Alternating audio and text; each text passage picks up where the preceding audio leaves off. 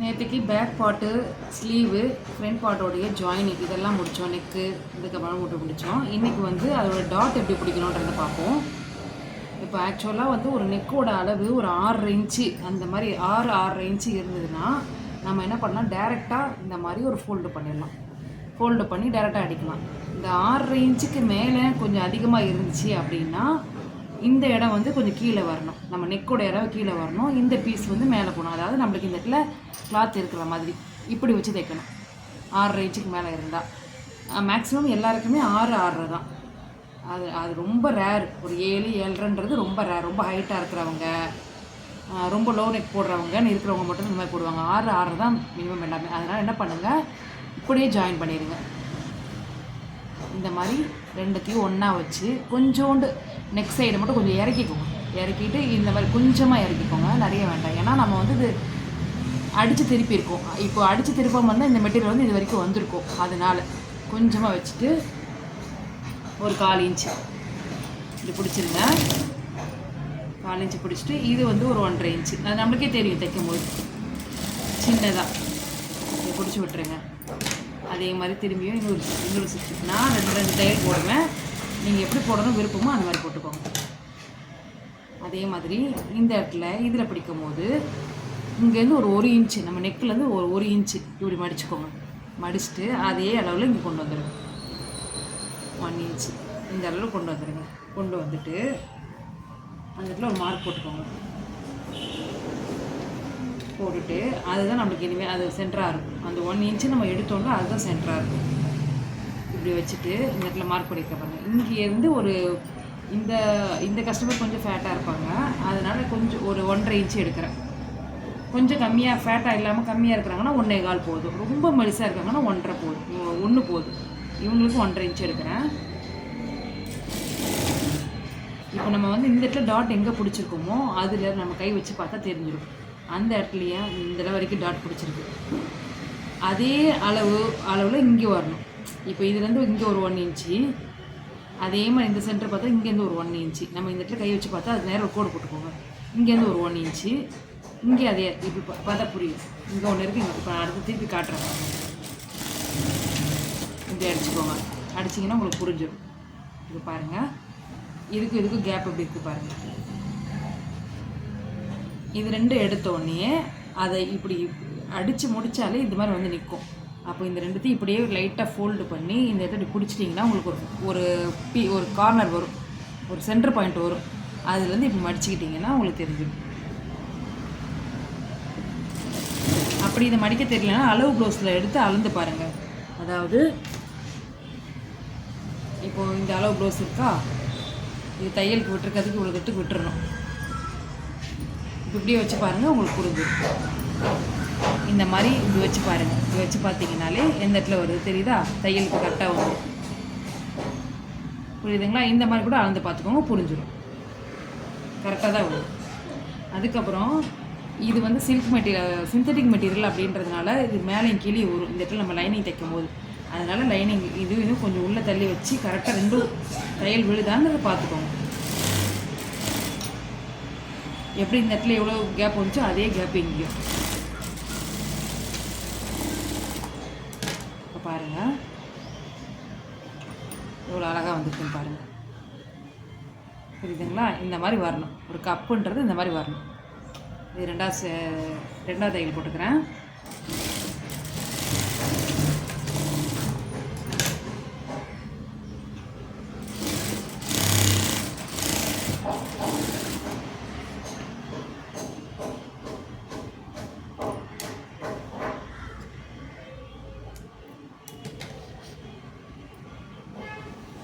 இப்போ இதுலேயே அதே மாதிரி தான், அதில் சொன்ன மாதிரி தான். இது கழுத்துக்குள்ள துணி, இவ்வளோ துணி இருக்குதுன்னு நினச்சிட்டு இப்படி வச்சுக்கணும். இப்படி வச்சேன்னா புரிஞ்சிடும். இப்போ ஏன் அதில் இருக்கும் போது இது கீழே இருந்துச்சு, அதனால் மேலே அப்படி இருந்து இப்போ இப்படி வச்சுக்கணும். அதாவது இதில் வந்து நம்ம அடித்து அடிக்கலன்னு நினச்சி ஞாபகம் வச்சுக்கணும். இது இவ்வளோ தூரத்துக்கு இருக்குன்னு இப்படி வச்சு அடிக்கணும்.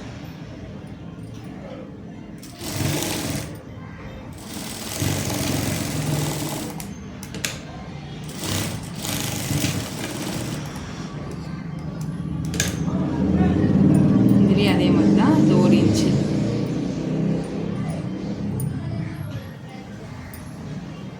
தைக்க தைக்க நம்மளுக்கே அளவு தெரிஞ்சிடும். இங்கே வரைக்கும்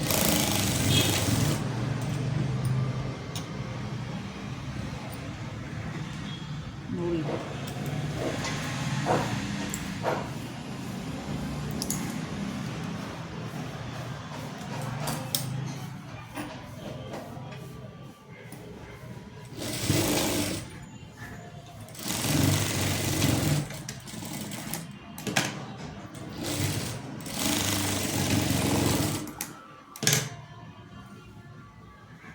நல்லா பாருங்கள். இதுவும் இது நம்மளுக்கு பிடிக்கும் போது நம்மளுக்கு ஆட்டோமேட்டிக்காக அது அந்த சென்டர் பாயிண்ட் வந்துடும்.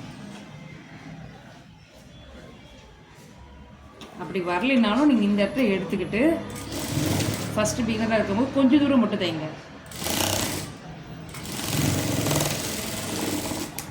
அதுக்கப்புறம் இப்படி எடுத்து பாருங்கள். பர்ஃபெக்டாக வந்துருச்சுன்னா விட்டுருங்க. அப்படி வரலைன்னா இன்னும் கொஞ்சம் இறக்கி தைங்க.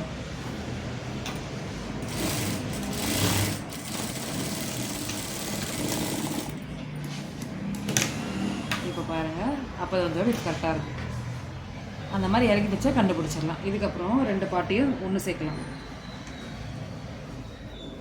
Back part and front part ரெண்டுத்தையும் ஒன்று சேர்க்கணும்.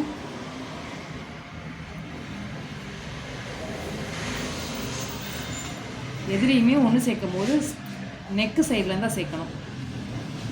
ஆம்கோல் சைடில் அந்த ஷோல்டர் அந்த பக்கம் சேர்க்கக்கூடாது. நெக் சைடில் தான் சேர்க்கணும். ஏன்னா நெக்கு தான் ஒன்றா இருக்கணும்.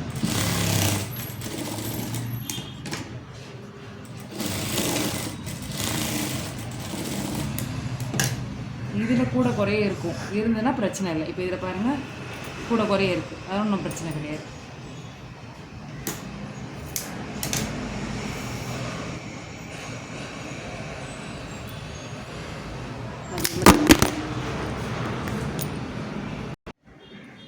அதே மாதிரி இன்னொரு சைடு நெக் சைடில் வச்சு ஜாயின் பண்ணியாச்சு.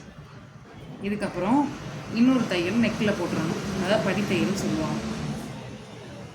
இந்த மாதிரி ஒரு ஃபுட் அளவுக்கு விட்டுட்டு இப்படி அடிக்கணும்.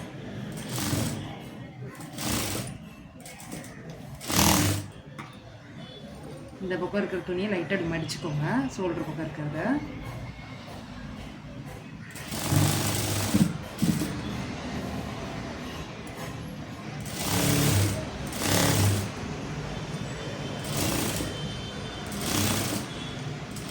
இந்த மாதிரி ஒரு ஃபுட் அளவுக்கு எடுத்து வச்சிட்டிங்கன்னா பார்க்க நீட்டு ஃபினிஷாக இருக்கும். ஷோல்டர் பக்கத்தில் இருக்கிற அந்த பிசுறு மாதிரி இருக்கிறது வெளியே வராது. இதுலேயே அதே மாதிரி மடிச்சிருங்க.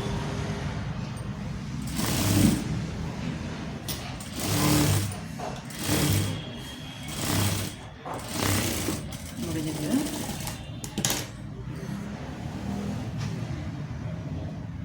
இதுக்கப்புறம்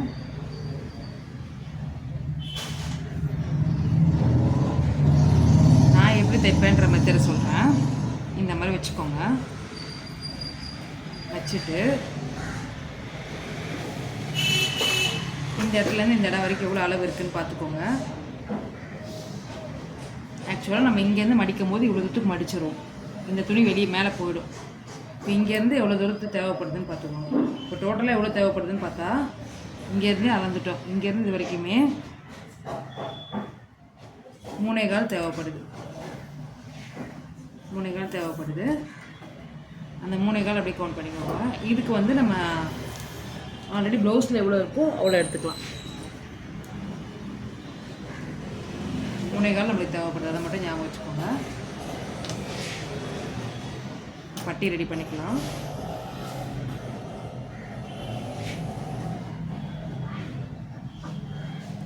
பட்டி எவ்வளோ பெருசு வேணுன்றது நீங்கள் எப்படி பார்க்கணுன்னா, இதில் நம்ம வந்து எவ்வளோ எடுத்துருக்கோமோ இந்த அளவு நம்மளுக்கு தேவைப்படும். இது பத்தாது. இது கொஞ்சம் அட்டாச் பண்ணும்.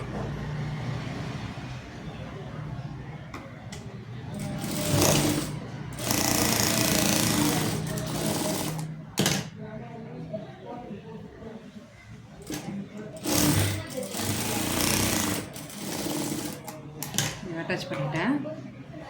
இப்போ பாருங்கள் அளவு எவ்வளோ தேவைப்படுதுன்னா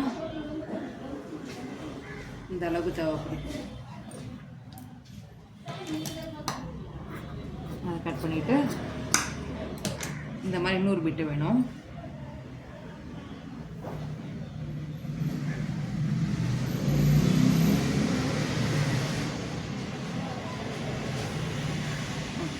2 பிட் ஆகிடுச்சு, மற்றதெல்லாம் வேண்டாம்.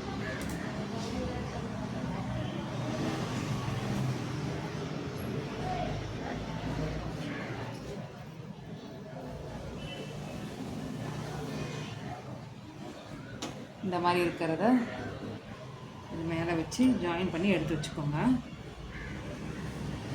முடிஞ்ச வரைக்கும் லைனிங் பிட்டு 2 பிட்டு கொடுத்துருங்க. மெயின் ஃபேப்ரிக் ஒன்று கொடுங்க, அப்போ தான் கொஞ்சம் திக்காக இருக்கும்.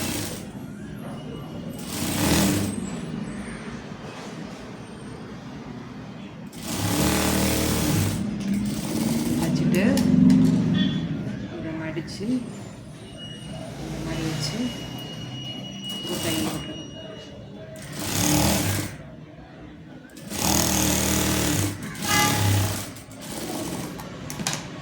போட்டுட்டு எங்கே மீதி இருக்கோ அதெல்லாம் கட் பண்ணிடுங்க.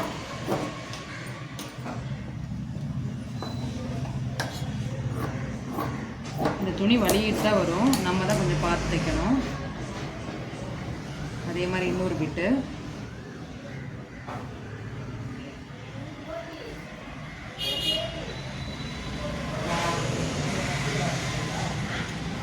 அதுலேயே இதே மாதிரி தைச்சிருங்க. இந்த மாதிரி பட்டிக்கு ரெடி பண்ணதுக்கப்புறம் லைனிங் மெட்டீரியல் ஒட்டிகிட்டு இருக்கிற மாதிரி பார்த்துக்கோங்க. இப்படி அப்படி இல்லை லைனிங் மெட்டீரியல் நீங்கள் ட்ரா பண்ண போகிறீங்க அப்படின்னு சொன்னால் மெயின் ஃபேப்ரிக்கு ஒட்டிக்கிற மாதிரி இப்படி வச்சுக்கோங்க. ஓகேவா? இப்போ இதில் வந்து நம்மளுக்கு 3/4 தேவைப்பட்டுச்சு.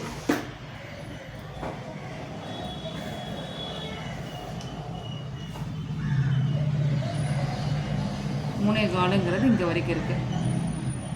நம்ம இந்த மெட்டீரியலில் கொஞ்சம் நம்ம இதில் ஸ்டிச்சிங் தேவைப்படும், அதே மாதிரி நம்ம அந்த மெட்டீரியல்லையும் கொஞ்சம் ஸ்டிச்சிங் தேவைப்படும். அப்போது நம்ம மொத்தத்தில் ஒரு 1 இன்ச் வரைக்கும் நம்ம எக்ஸ்ட்ரா 3/4னா 4/4 எடுத்துக்கணும். 3/4ன்றப்போ 4/4 எடுத்துக்கணும். இது இந்த சைடு 1 இன்ச்சு நீங்கள் எவ்வளோ வருதோ அதோட ஒரு 1 இன்ச்சு எக்ஸ்ட்ரா எடுத்துக்கணும். இந்த சைடு ஊக்கு சைடு பார்க்குறதுக்கு ஊக்குப்பட்டி எடுத்துக்கோங்க. ஊக்குப்பட்டி எடுத்துகிட்டு அந்த ஊக்குப்பட்டிலேருந்து அளவு பாருங்கள்.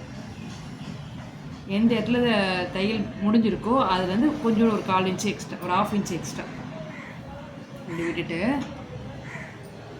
ஒரு போட் இப்படி இருக்கும் அந்த மாதிரி கொஞ்சம் ஸ்ட்ரெயிட்டாக வந்து இப்படி ரவுண்ட் அடிச்சிருங்க. இதுலேயும் அதே மாதிரி இப்படி அடிச்சிருங்க. அடிச்சுட்டு இதை கட் பண்ணிடுங்க.